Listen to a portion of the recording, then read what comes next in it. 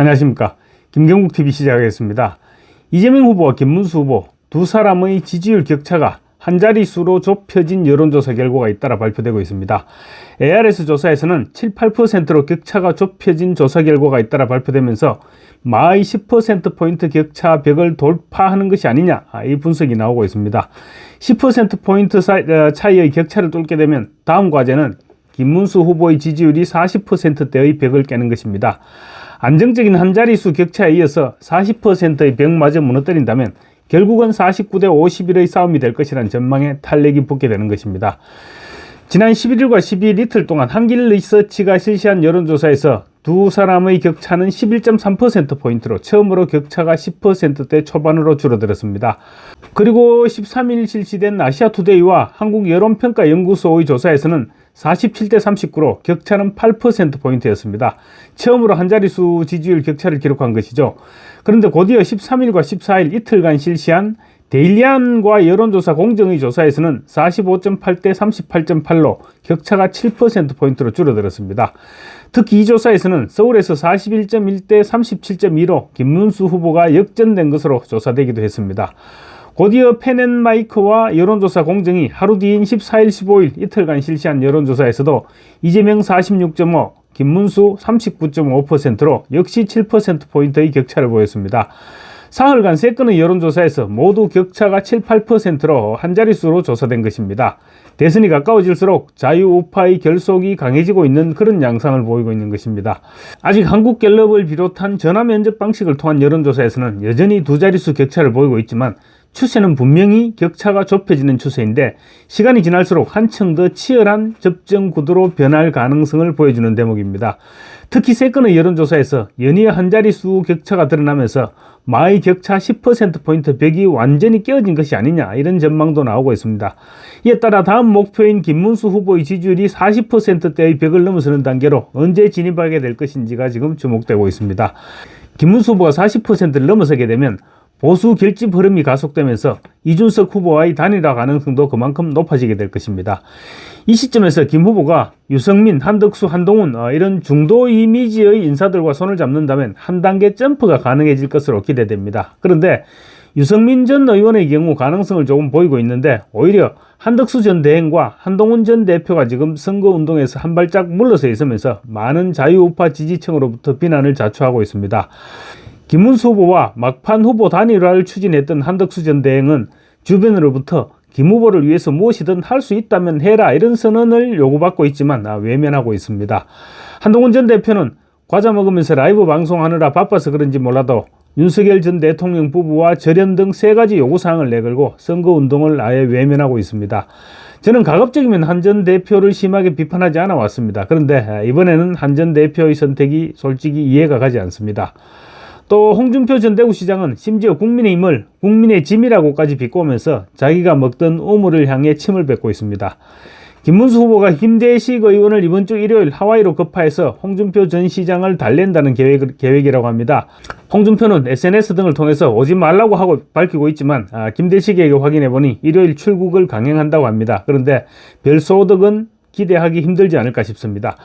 이제 더 이상 홍준표에 대해서 매달리는 모습을 보이는 것은 오히려 홍준표의 몸값만 올려줄 수 있으니까 한바탕 퍼부어버리고 더 이상 홍준표에 대해서는 언급하지 않는 게 좋지 않을까 싶습니다. 여론조사 말씀 계속 이어가겠습니다. 김문수 후보가 40% 벽을 언제 뛰어넘느냐에 따라서 추격 속도에 엄청난 차이를 보이게 될 것으로 전망됩니다.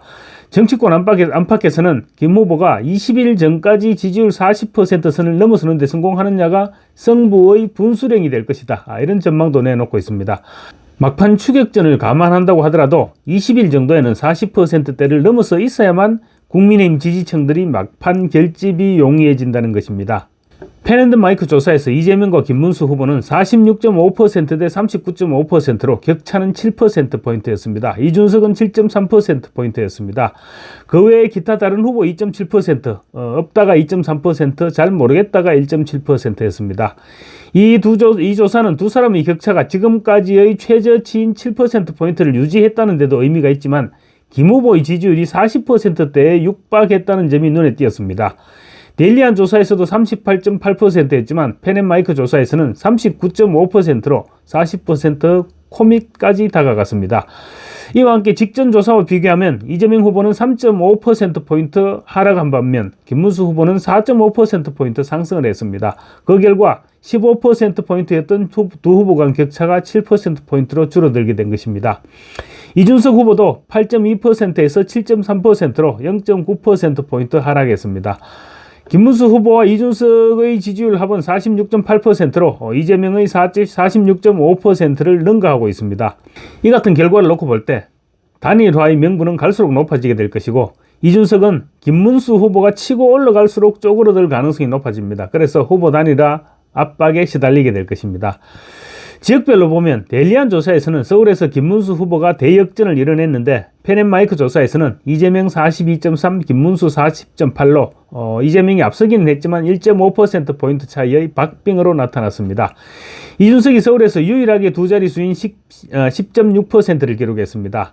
부산, 울산, 경남에서는 데일리안 조사 때 0.7%포인트 격차를 보였는데 이번에도 마찬가지로 42.3 대 41.7로 0.6%포인트 차이의 접전이 이어졌습니다. 이준석은 9.9%였습니다. 대구, 경북에서는 55.7 대 31.6으로 이재명이 또 30%대를 넘어섰고 반면 김문수 후보의 지지율이 상승하면서 이준석은 4.6%로 줄어들었습니다. 연령별로는 20대 이하에서 김문수 후보가 35.0, 이재명이 33.7%로 김 후보가 처음으로 앞서 나갔습니다. 이준석이 22.9%로 뒤를 추격했습니다. 특히 지지정당별로는 민주당의 지지층의 96.2%가 이재명 후보를, 국민의힘 지지층의 92.7%가 김문수 후보를, 그리고 개혁신당 지지층의 84.3%가 이준석 후보를 각각 지지했습니다. 정치 성향별로는 진보 지지층에서는 이재명 78.9, 김문수 13.3, 이준석 4.0이었는데 보수 지지층에서는 이재명이 20.3, 김문수 67.4, 이준석 6.1로 보수 진영의 결집이 아직 미흡한 것으로 분석되고 있습니다. 중도층에서는 이재명 50.4, 김문수 30.9, 이준석 11.3%로 응답했습니다. 윤석열 전 대통령 탈당 찬반을 물은 결과 찬성한다가 56.3, 반대한다가 28.5%로 나타났습니다. 반면 국민의힘 지지층에서는 찬성이 43.5, 반대가 41.7%로 1.8%포인트의 오차 범위 내에서 경합하고 있는 것으로 나타났습니다. 이재명이 대선에서 당선된다고 하더라도 재판은 계속 진행돼야 한다는 응답과 중단돼야 한다는 응답은 50.6 대 45.6%로 계속 진행돼야 한다는 응답이 높게 나왔습니다. 지난 9일 실시됐던 직전 조사와 비교하면 중단돼야 한다는 1.6%포인트 하락했고 계속 진행돼야 한다는 응답은 0.7%포인트 상승했습니다. 지역별로는 경기 인천과 광주 전남북을 제외한 전 지역에서 재판은 계속돼야 한다는 응답이 50%를 넘어섰습니다. 서울에서는 55.8 대 40.3, 대전 세종 충남북은 56.4 대 41.8, 대구 경북은 58.5 대 38.5, 부산 울산 경남에서는 55.0 대 41.0, 강원 제주에서는 54.8 대 42.9%로 재판은 계속해야 한다는 응답이 과반을 넘겼습니다. 경기 인천에서는 49.4 대 46.2로 중단돼야 한다는 응답이 오차 범위 이내에서 높게 나왔고 광주 전남북에서는 62.7 대 32.6으로 중단이 압도했지만 호남에서도 32.6%가 재판이 계속돼야 한다고 응답한 부분이 주목됩니다. 결국 호남에서 재판이 계속돼야 한다는 응답 32.6%는 김문수 후보 지지율 29.3%와 이준석 후보 지지율 2.5%를 합친 31.8%와 거의 일치했습니다. 특히 20대 이하에서는 재판이 계속돼야 한다는 응답이 64.9%로 중단돼야 한다는 응답 31.2%의 2배가 넘었고 30대에서도 52.6% 대 44.6%로 계속해야 한다는 응답이 오차 범위를 벗어나 앞섰습니다. 연령별로는 이재명의 핵심 지지층인 40대에서 59.1% 대 39.8%로 중단돼야 한다는 의견이 높았고 나머지 전 연령대에서 과반 이상이 재판은 계속돼야 한다고 응답했습니다. 이에 앞서 KBS가 한국리서치에 의뢰해서 지난 13일부터 15일까지 사흘간 실시한 여론조사에서도 민주당이 추진 중인 대통령 형사재판 중지 법안에 대해서 국민 여론은 분명히 사법에 예외는 없다는 입장을 보였습니다. 대통령이 당선되면 모든 형사재판을 중지하는 법 개정에 대한 입장을 물었더니 대통령이라도 예외 없이 재판을 받아야 한다는 응답이 60%로 나타났습니다. 반면 대통령에 대한 형사재판은 중지돼야 된다는 응답은 37%, 모름 무응답이 3%였습니다. 특히 연령대를 보면 20대에서 80%, 그리고 70세 이상의 76%가 대통령도 예외는 없어야 한다고 응답했습니다. 30대는 63%, 60대는 61%로 비교적 높게 응답했고 40, 50대는 44%로 상대적으로 낮았습니다.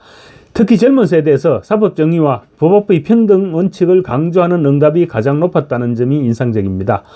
민주당은 대선에서 승리할 경우 이런 법안들에 대해서도 국민이 동의를 받았다는 주장으로 연결시키면서 밀어붙일 것으로 보입니다.